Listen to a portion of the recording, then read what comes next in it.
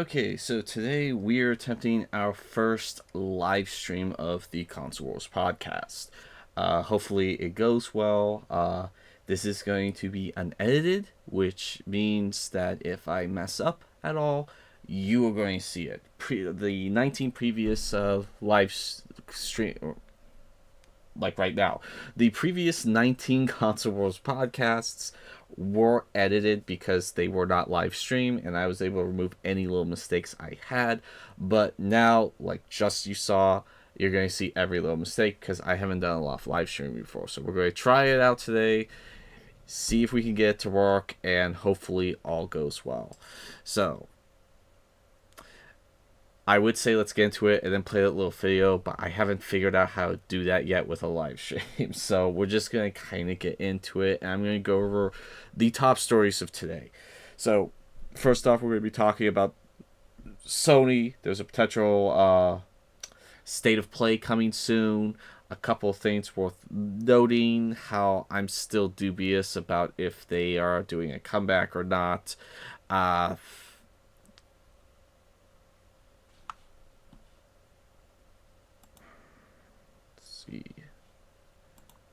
Like right now, my chat's not working.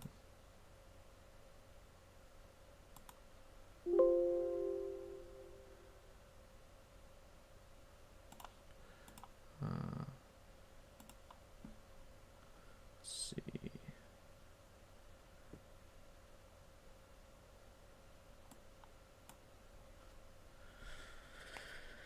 Is it gonna load?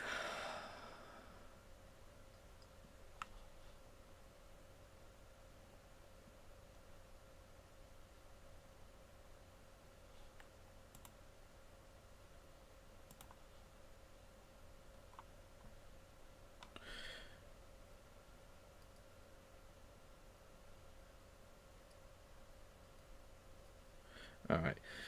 So we are going to talk about Sony, their state of things, a couple other stories not related to any of the big three console makers. Then we're going to be talking about Nintendo and Microsoft.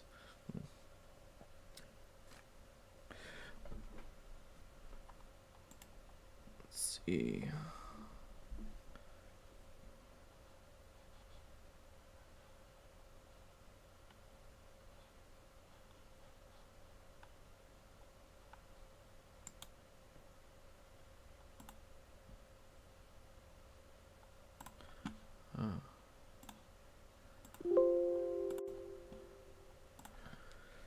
Just trying to get these things here. For the one person viewing, if you could just throw a hi in the chat so I can see if that's working.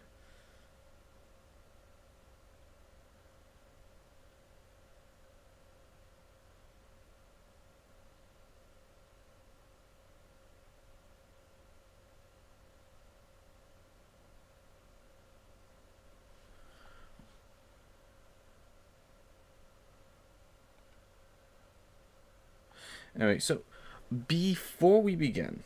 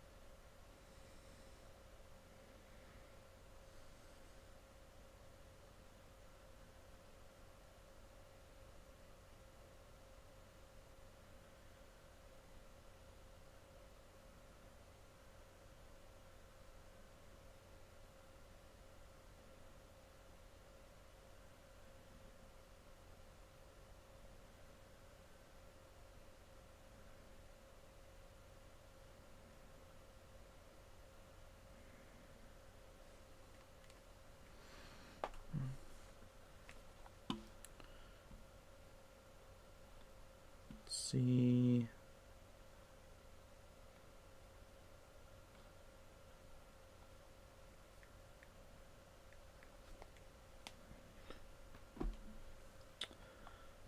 Okay. Before we begin, I need to talk to you about the giveaway that we've been doing with most of the Console War podcasts, and that giveaway is of an Xbox One S with a chargeable battery extension on here. It works great. The batteries work great. It doesn't come with a controller, but those are pretty easy to get. I'm giving this away for free after we hit 1,020 subscribers. We are at last of my checking, 899 subscribers. So we are about 121 subscribers away. If you want a chance to get that console, all you need to do is share and like any video on the channel. Subscribe, that's important, and then message us over on Facebook or on Twix, what I like to call Twitter X.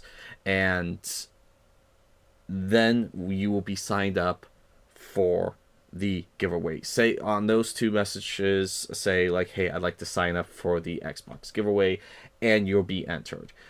Do not try to sign up on YouTube, because YouTube does not allow personal information to be shared in the comments down below. So I've had a few people try signing up that way, and I tell them, look, that's not going to work, simply because when the competition is over, if I choose you, I need a mailing address to be able to send the thing to you, and YouTube will not allow it down in the comments. But on a direct message over on Facebook and Twix, or Twitter or X, what I like to call it, I'm trying to make Twix a thing, over there, I can share personal information with people and that be able to send it to someone over there. So please do not try to apply here on YouTube. Do it on Facebook or X. And you could just send me that message and not do any of that other stuff, but it will be longer before the contest is over. If you do that other stuff, I know it's boring, but if you do it, it'll make the contest shorter, and instead of having to wait 3 months for the contest to end, you might be waiting a year before the contest ends, and that increases the chance of someone competing with you for this free console. So just kind of keep that in mind. But so today, let's kind of focus on Sony, because they've kind of been more in the news than everyone else, although Xbox and Nintendo have been news quite a bit. This is probably going to be a slightly longer show than normal, but the first story I want to get into is that Sony has announced the free adapter that comes with like the PlayStation VR 1, if you have one, that you can get for free. They're kind of phasing that deal out. So when the PS5 first came out, they said, hey, look, if you have a PSVR 1, go to this website, enter in like the serial number on your PSVR 1. We will send you a free adapter so you can use it on a PS5. I did this, and it was great. I got it in a couple of weeks, even though I hadn't gotten the PS5 yet. It's just I kind of knew I was going to get a PS5. And now, after a few years, they're kind of phasing out, saying, look, we're going to stop doing it after a certain date. So if you want to get it for free, you need to do it soon. There's still third-party companies that make them, so it's not like they're going to be impossible to find afterwards. It's just if you do have a VR1 headset, or you plan on getting one, you need this adapter to be able to use it on a PS5. So even if you don't have a PS5 yet, I would highly recommend you get this adapter as soon as possible. You have to have a PSVR 1, though, to be able to get this adapter. And another thing, if the serial number on the PSVR 1 adapter has already been used, I don't know if they're willing to send that out again. So, but I've seen like third-party companies sell these adapters. It's like $7, so it's not outrageously expensive yet. Things change all the time, but yeah. So just keep that in mind. Get away. There we go. Now, kind of the new thing I've noticed is a lot of talk about a new State of Play coming. And, like, there's this story here, like, there's this conspiracy theory on one of the latest PS5 ads teasing a December release date. But there's other things that have also teased a December State of Play release date. And so, I don't know if it's true or not. I mean, it's possible. I'd like to see one simply because the last State of Play was one of the best State of Plays I have seen in years. Ever since like 2019, anytime a State of Play happened, I kind of thought they all sucked, and there wasn't anything really kind of interesting in them. And then the last one, which came out like shortly after I said I was like walking away from Sony, was legitimately kind of good. And it's like, okay, could this be like a shift back to greatness? I don't know. A little optimistic there, but honestly, I really hope that it's another good state of play like last one. I'm a little concerned that because the last one was good, this one might actually suck just to balance it out because most of them I don't like. And the last one was pretty solid. I've heard some people say maybe they're going to start doing more with showing off a PSVR 2 because this year has actually been pretty good for Sony in terms of the PlayStation VR 2. And looking at like some of the sales numbers with games on VR headsets, surprisingly the highest amount of sales that companies have noticed on VR has been on PlayStation VR 2. The MetaQuest has not been doing the sales numbers in games that PlayStation VR has been doing, even when they're sold on both.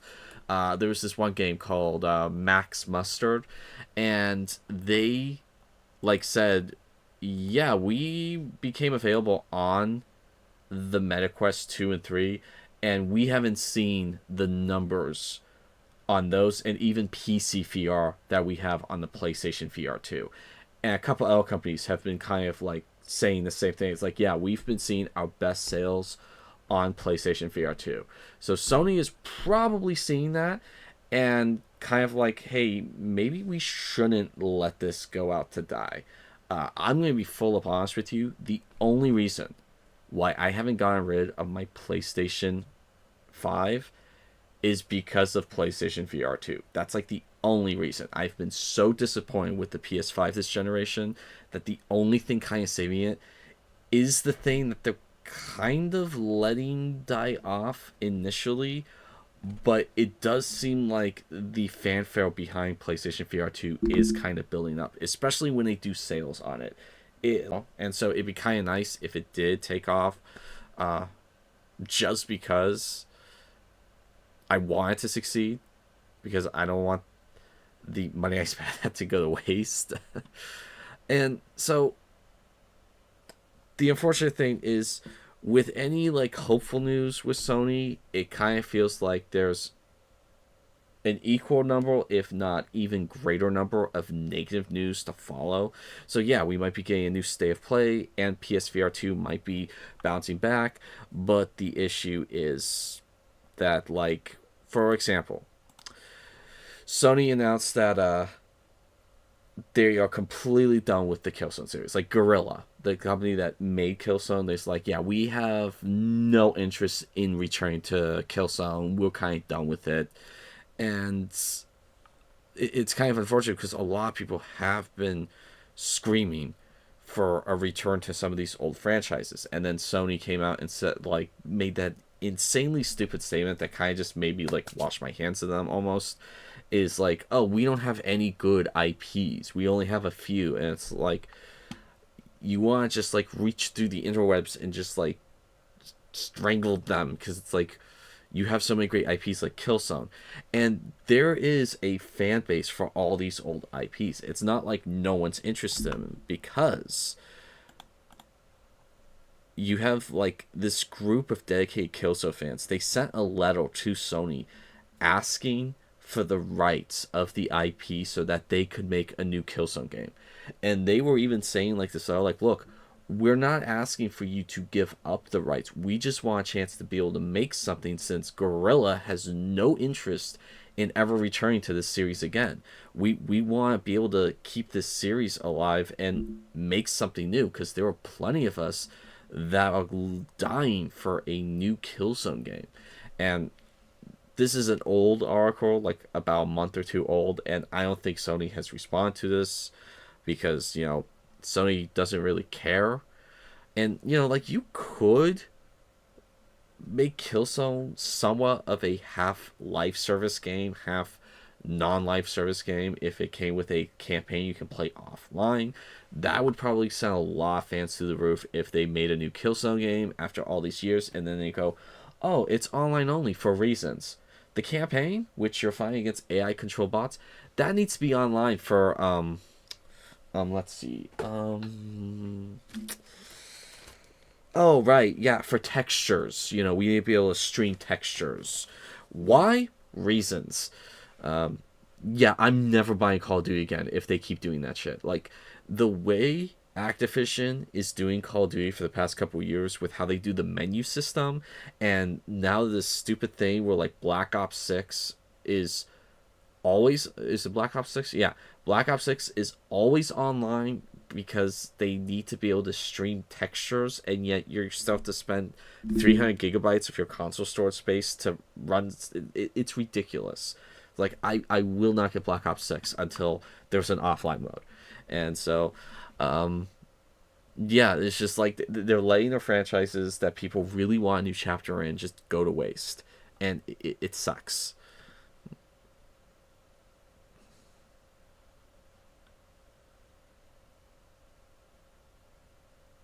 And then, like, another really dumb thing that, like, Sony's doing, they announced that even with the terrible reception they've gotten to their attempts at live service, they're still going to make live service games.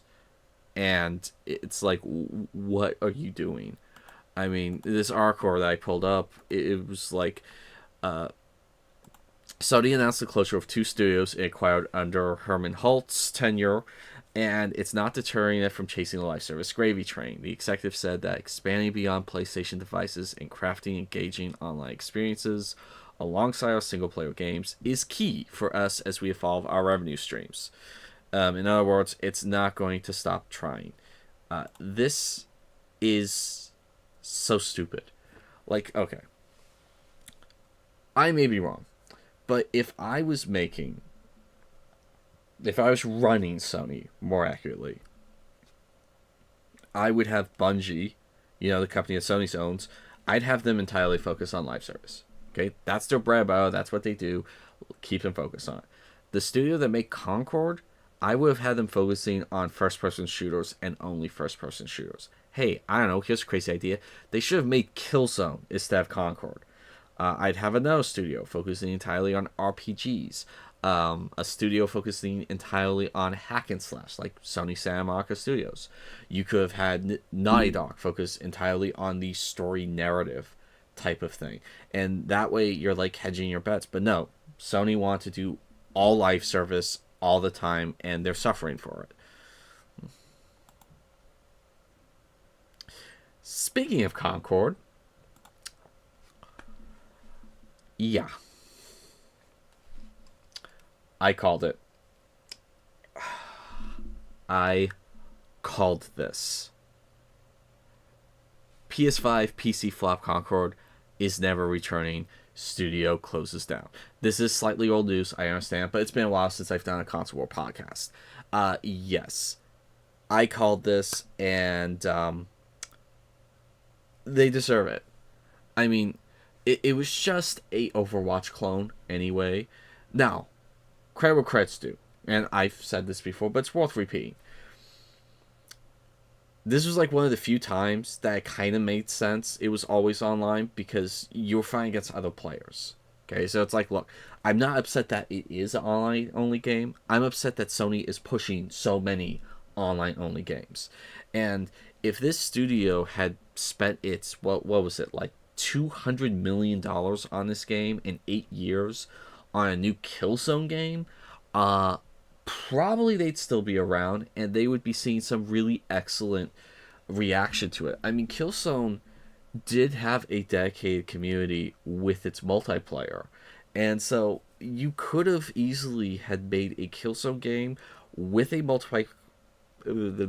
multiplayer component, and with like a microtransaction component, along with the offline single player campaign mode, and everyone would have been happy. Guerrilla Games wouldn't have had to make it. They could still be doing their Horizon obsession.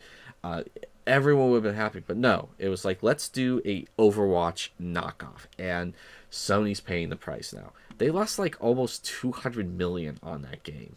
And so, I'm sorry, but Sony, you kind of deserve that. And then the other thing that really sucks is Sony fans got some really false hope with this announcement, where like they were saying on PlayStation Plus, these games are coming to PlayStation Plus, and you'll see at the two bottom, Resistance, Fall of Man, and Resistance 2. And it was like, wait a minute, are we actually getting a PS5 port for these games? Because I haven't played the second one entirely yet, but I played the first one, I reviewed it. It is such an awesome game. It's an alternate World War II where instead of fighting Germans and the Axis, we're fighting aliens. And it was such a cool concept. And it was one of those games just like, please, Sony, port this to the PS4. Okay, give us a Resistance trilogy on the PS4. Please port this on the PS5. And this was kind of like some early hope. It's just like, oh my gosh, like we might be actually getting the Resistance series on PlayStation 5. This is amazing. No, that's not what's happening. Yeah, it's been confirmed it's for streaming only, and it's just like, apparently Ben's studio was interested in doing a Resistance game, and Sony said no. So it's not even like they can have the excuse like, well, just no one wants to make it. Like, no, Ben's studio apparently wanted to do a new chapter in Resistance, and Sony was like, no, we don't want to keep that. We don't want to bring that franchise back. We just want to focus on Last of Us, God of War, and Horizon. And it's like, so here's hoping that maybe Sony will get their heads out of their asses and actually start porting some of these classic games from the PS3 that fans have been desperately wanting. I mean, there was that one like rumor was like, yeah, we're looking into on-system emulation for PS3, but I don't know what's become of that.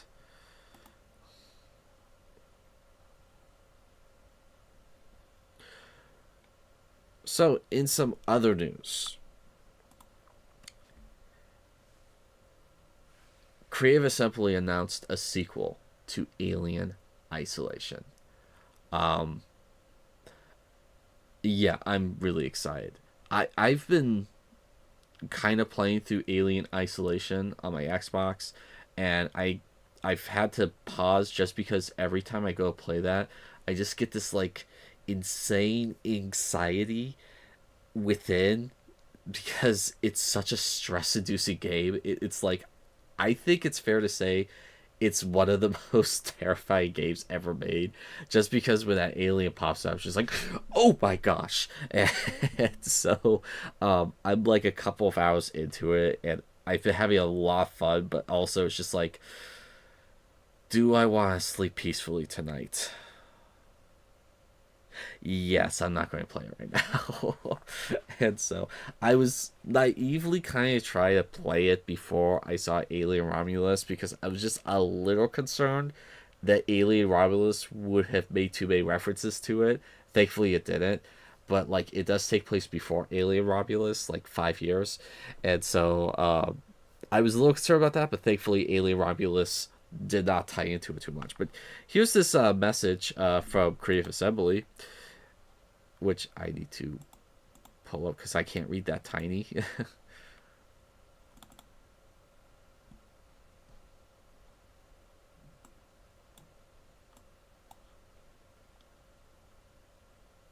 Yeah. To our fans around the world, it's hard to believe that it's been 10 years since we embarked on our journey with the release for Alien Isolation. When we started developing Alien Isolation, we had one guiding principle: to create a truly authentic experience that went back to the roots of Alien franchise. A new story capturing the atmosphere and terror of the original 79 movie masterpiece. They did a good job with that. It's been nothing short of incredible to witness your passion for the game over the years, 10 years that is, and see it reach so many players around the world. Your boundless enthusiasm, excitement, screams, and steely courage in the face of Simus Gray's killer have been, let's see,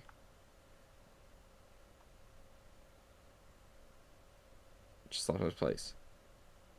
have been profoundly rewarding. Whether you're a Nightmare mode veteran or stepping into Amanda Ripley's shoes for the thrilling first attempt, good luck with that. We want to express our deep gratitude. It was a dream project brought to life by a brilliant team, and the reception you have given it over the years is extraordinary.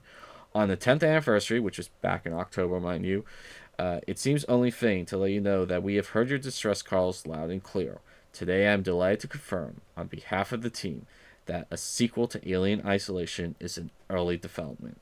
We look forward to sharing more details with you when we're ready. Once again, thank you. Until next time, Al Hope, creative director of Alien Isolation. So, there's a little bit more to this than just that. That's really exciting. That not only is it the same development team, where do I have it here? Yeah.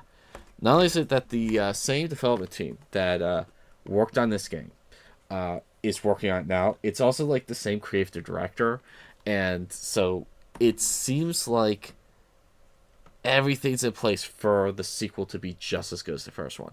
But there's a couple of other rumors that have been spreading around that came out before this announcement that was kind of exciting. And that is, there's rumors that they're going to do a remaster of Alien Isolation, which, quite frankly, playing it on Xbox Series X, it doesn't look bad at all.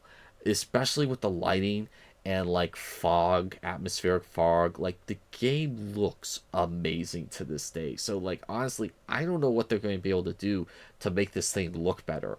It already looked amazing 10 years ago. But there's rumors that there's going to be a remaster of the original one. But there's also rumors that they are going to make an official VR port of the original Alien Isolation. And that news is insanely exciting because apparently the original game on PlayStation 4, they actually were working on a prototype to have it work on PlayStation VR 1. And it never got beyond the prototype stage. But the rumor is they actually had a somewhat working prototype on the floor of Creative Assembly where they were actually playing around with it. And the PC version, there are people who have made mods to allow you to see Alien Isolation in PC VR. And the general consensus is it's one of the most terrifying games ever in VR. Like, seriously, it is amazing. If I ever do get a PC VR, I am literally going to do that unless they come out with an official PlayStation VR 2 port. And one of the working theories is they haven't announced that yet because they don't want to step on the toes of Alien Rogue Incursion, which is coming out in December unless it gets delayed. And I will admit I've already pre-ordered Alien Rogue Incursion because, one, I am a massive fan of Alien. You could see my Alien Romulus popcorn pocket there. And up there, behind this, you can see kind of the... Is it peeking out? Yeah, you can kind of see it. Yeah, it's right there. You can see the other alien head popcorn bucket that I have. And I even have a third alien popcorn bucket over there. I went kind of nuts with Alien Romulus. Well, I didn't get all of them. Someone else got me the one back here. But so, yeah, I'm a huge fan of Alien. And I really hope that they bring Alien Isolation to VR. So that I don't play it. Because, like, I'm trying to get through it on flat 2D screen. I cannot imagine how nerve-wracking and spine, like, crunching it is going to be trying to play that in VR. Oh, 1 second. What's going on? I see an error message here. Just bear with me for 1 second.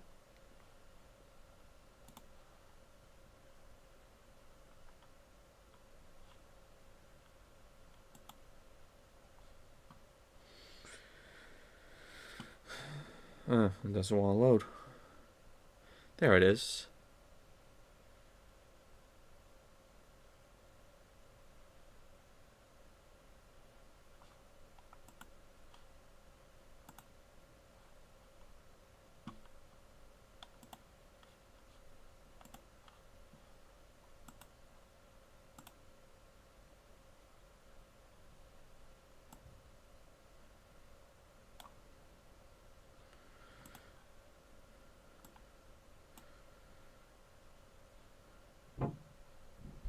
Hmm. I'll just have to ignore that for right now. Okay. Um, yeah. So I'm really excited about Alien Isolation 2 coming. I think that's really just awesome. And I'm rambling on now, so let's go on to the next story. Uh, Mass Effect apparently is getting worked on into a live action series.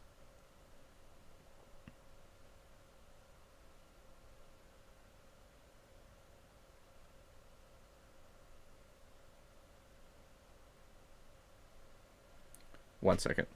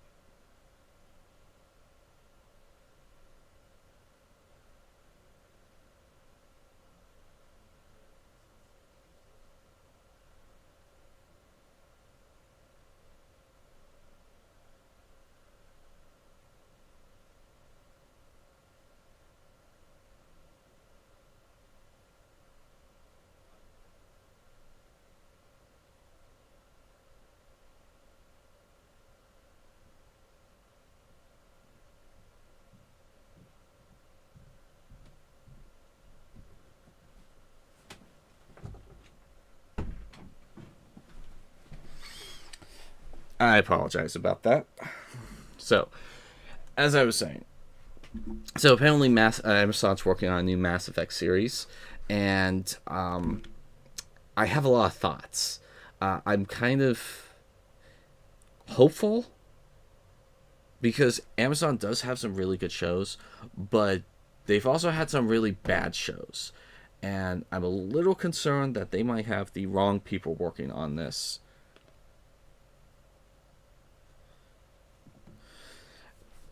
Like, so I'm kind of hoping that this might have kind of the quality of like Reacher or the Terminalist, and less the kind of mental quality of Rings of Power, because apparently that has just been an absolute disaster for Amazon. But like Reacher has been really successful, Terminalist has been really successful, and I've heard some people say they're a little concerned about the writer because Fast Furious 9 was like very disappointing. I don't know. I haven't seen it, and I am not familiar with this writer's work. But like, I am intrigued by how they're going to do it. Are they going to try and stretch out like the first game into multiple seasons? Because if they try doing that, that's going to suck. What I'd love to see happen is if they have the first game one season and they only do like a 3 season run. Like, that'd be amazing. And so basically, season one's game one, season two would be the second one, and then season three would be the conclusion. I'd be open for them doing like a movie in between season two and three, covering like the Arrival DLC and a couple of the other DLCs, like Layer of the Shadow Broker. That'd be kind of neat, but like overall, I would like to see this only be 3 seasons. I think that'd be really awesome. And the other thing that's kind of interesting is who's going to play Commander Shepard. I've heard some rumblings that it might be John Cena. I don't know. I'm willing to see how he would look in like a set photo before I make any judgment. I think one person that a lot of fans are clamoring for is Henry Cavill. I think he probably would be a fan favorite to play Commander Shepard. But the other thing I've noticed is like there's some sites, like I think it was like the Gamer, they like did this cheeky thing where it's like we're looking forward to seeing who they cast as Commander Shepard and how she'll fit into it. And it's like, okay, I mean, you're being a little bit like coy right there, but I will say with Mass Effect, this is like kind of the one IP you could actually do a race and gender swap, and it would be canon, because like I've been very vocal on the channel in the past. I do not like race and gender swaps apart from like rare circumstances. But with Mass Effect, I couldn't really complain, because with the first game, when you start that game and you start building your character, you can have Commander Shepard be a white, straight, religious character, or you can have it be a black, female, lesbian, atheist, due to like some of the choices in the first game. Like there's a scene where like someone asks you about religion and you can say, I never believed in it, or you can say, I've always felt there's something there. And so like Amazon, if they wanted to have Commander Shepard be a black, female, lesbian, you couldn't really get that upset, just because that's was an option in the first game, just like it was an option to have Commander Shepard be a white straight guy. And if they were to do something on that end, like having, you know, a black woman play Commander Shepard, it'd be just like, okay, from this perspective, it would be just watching someone else's playthrough of the story on YouTube, because you can choose the ethnicity and the sex of Commander Shepard in the games. And so it's one of the few IPs that I really would not be upset if they decided not to go with the stock standard white Commander Shepard. Now, that being said, if I was making it, I probably would just throw Henry Cavill in, because, you know, he's the type of guy that will be dedicated to the source material if he gets casted. I mean, you want someone like that when you're casting someone. Like the fact that they got rid of him on The Witcher was like probably one of the dumbest mistakes Netflix ever did. And so like he's definitely the type of guy that if he got like the role for this, he's like, okay, I'm gonna go home and play all 3 games and kind of start researching them. And so you kind of want someone like that. The other thing I'm really hoping for is I really hope that they do practical makeup effects on the aliens when they can. I understand they're gonna have to use a lot of CGI. I get that, but like I want to see the Turians practically done with makeup. I want to see the Asari practically done with makeup, and I could totally see them doing them all CGI. Maybe not the Asari, but I totally see them doing Turians full CGI. And it's like, no, please don't do that, because you're going to do them even less. And please put the effort in and actually make the Turians practically. That'd be so awesome. And so I'm really optimistic about this. I'm really hopeful. I'm looking forward to this, and yeah, I definitely want to see this when it eventually comes out.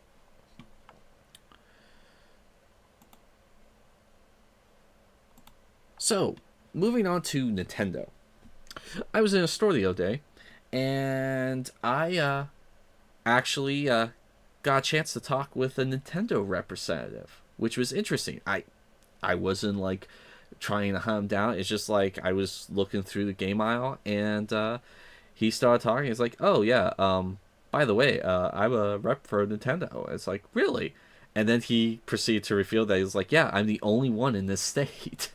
I'm like, "Really?" It's like, "Yeah, you caught me on a good day, because I have to bounce all over this state to be able to hit all these stores and make sure everything's in line." So I got a chance to chat with him for a little bit, and it was kind of I don't want to say revealing, but it was just kind of like a reassuring, because I expressed some concerns I had. I talked to him about how, like, look, I'm hearing this really nasty rumor that the Switch 2 is going to make it so that physical games are locked to the first Switch that plays them, and they can't be played on anything else. And he said, I hadn't heard that. But he then said, did you hear about the other news? And I'm like, what other news? And he said, Switch 2 is going to be backwards compatible with the Switch One. And I said, I did not hear that. This was literally the day it was announced, is when he told me that. And it's like, okay, that's really awesome. And it's like, that's a really smart move, because the Switch 2 is one of their, or the Switch One is one of their highest selling consoles of all time. There's a chance it could be number one if people don't accept Sony's bull crap where they just added 5 more million to the PS2, even though there's absolutely no way they could have sold 5 more million units since they shut down production over 10 years ago on the PS2. But like Jim Ryan's just like, oh yeah, by the way, we sold another 5 million. It's like, how? Like, reasons. Is like Sony doesn't want to lose that like top king title of having the most consoles sold with the PS2. And it's possible that the Switch might beat that. It's also likely that it may not. But no, the Switch 2 has been very, very successful for Nintendo, and so it makes absolute sense that they would make the second one backwards compatible with the first one. I mean, it's logical. It makes perfect sense. And so, like, I was talking about some of my grievances, how I kind of feel like the games should come down in price after a while. I mean, I get Tears of the Kingdom is still $70, but come on, Breath of the Wild came out when the console launched, and it still hasn't gotten a significant price cut. I mean, that's ridiculous. And so, I just, like, I feel like the games don't drop in price, and they should. And it's like, I have a Switch, and in hindsight, I think I should have waited till the Switch 2 came out to get a Switch 1, because when I look at the games at GameStop or at, a local mom and pop shop, it's just like, oh, $60 for this one, $50 for this one. It's like, the only ones that are down like $20 are the ones that like nobody wants. And so all the games are really expensive. So I told him that. And he said, yeah, they should bring back like the Select collection again, which drops everything down like $20. And so, like, it was a great conversation, and he said, look, I will tell my bosses that, like, I'm hearing people are not happy about that. And I said, look, if Nintendo implements this feature where on the Switch 2, any new game that gets put in the first Switch becomes locked from being played on any other Switches, I told them they're going to lose the generation. They are going to suffer. Look at what happened with Xbox when they just hinted at doing that with the Xbox One. And even though they backtracked on it, one could argue they have yet to fully recover from that nonsense. And so he said, yeah, no, I'll definitely tell my higher-ups about that. And it was a really great conversation. It's just like, it kind of gave me a little bit of hope for, like, the future of Nintendo. And obviously he can't say that that's going to happen, even if he knew about it. But just the fact that he said, yeah, I mean, I'll let my bosses know that I'm hearing from people that they're not interested in this. And it's like, look, can one person change the difference with a massive corporation? No. But if all of us just mention, hey, we don't like this, to a rep we come across, maybe the few can. So it is really hard to read with these glasses on. Let's move on to Xbox, shall we? So Microsoft's now advertising like this new initiative. Like, we're like on every platform. You got tablet, you can play Xbox on it. Do you guys have phones? You got phones? You can play at Xbox on it. Do you have an iPad, a Mac, a laptop, a Samsung TV? Hell, I think they even said a Roku device. Like, you can play Xbox on almost everything except Sony. And I don't know if this is going to pay off for them. I mean, there is like that kind of rumor that like Microsoft is going to just become a massive third-party developer, and this doesn't go against that notion. I mean, they did announce that they are working on a new Xbox to release for next generation.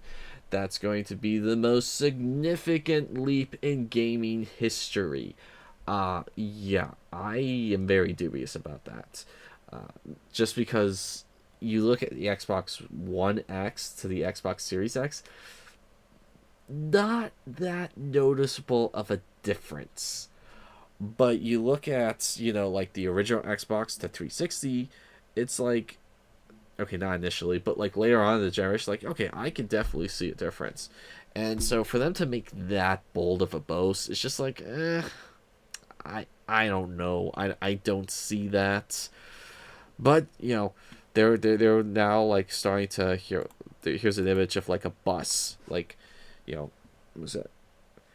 We are all Xboxes, and it's basically like showing you Samsung phones, Apple iPads, and Macs, and Android devices, and like just showing you all these things, and like it's like yeah, they're doing this push. I don't know if it's going to be successful. I mean, I'm a little like dubious if this is a right move for them.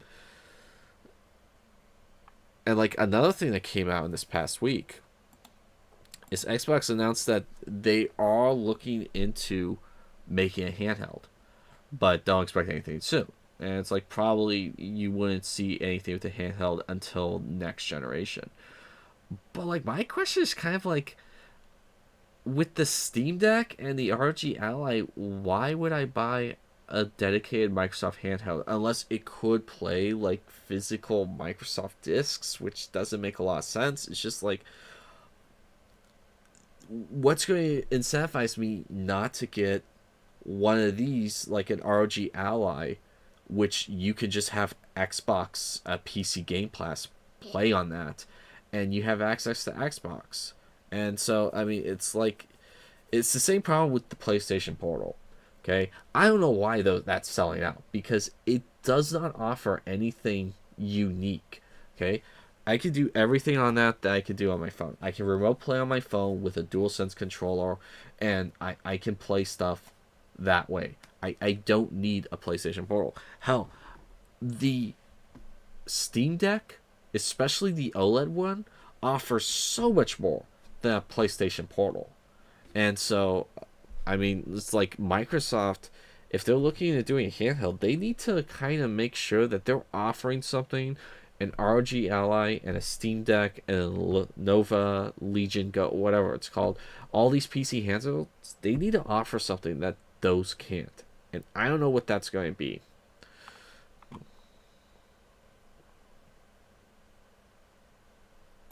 Now, other news that a lot of people have seen as bad news, but I don't consider completely terrible news, is Phil Spencer said in an interview that no Xbox games are off the table for release on PS5.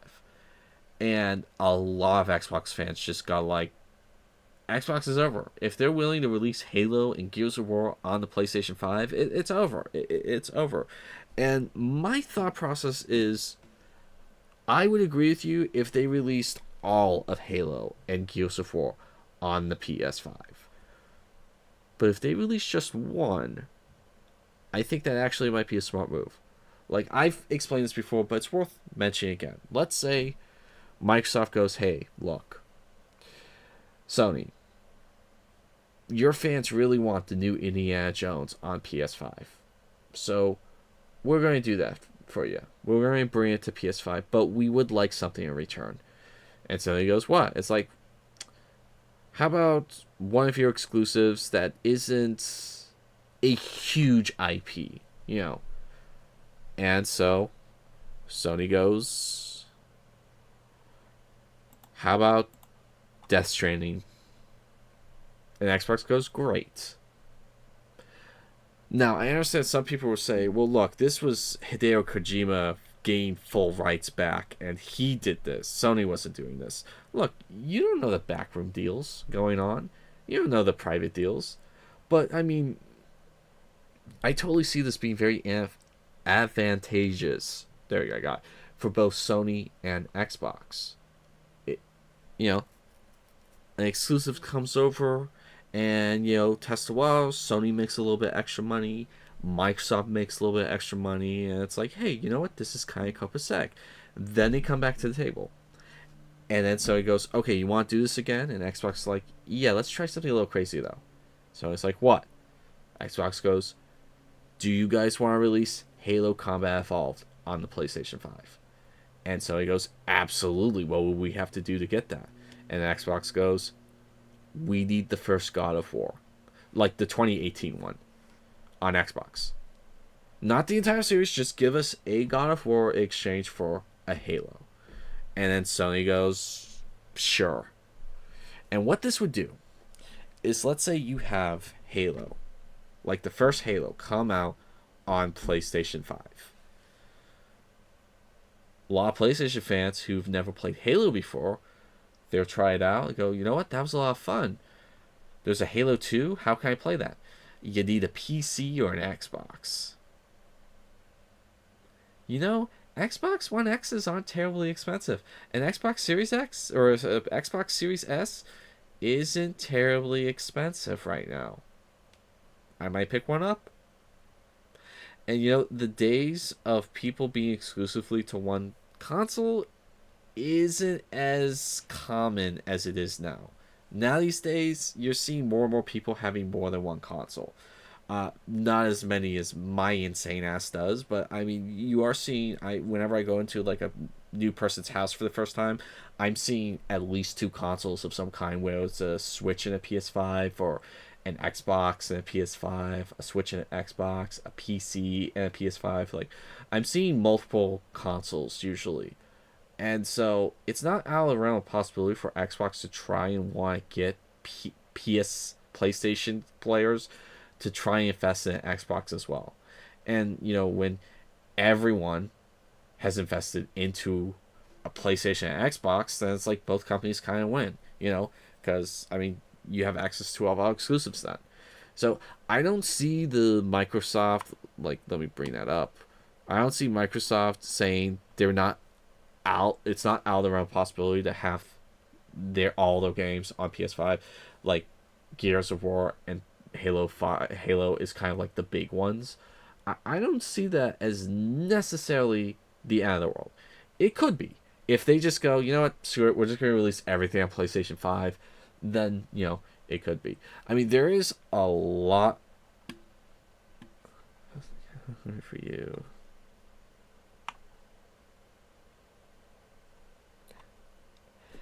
Evie, I have no idea what you're talking about. I don't understand what that means. But going back to what I was saying, like, I don't see.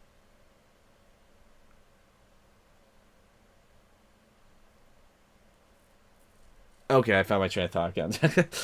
There's just the cat box comment. It's just I don't understand that.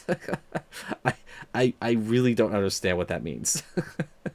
It's going to bug me tonight. I'm just like, what the hell is he talking about?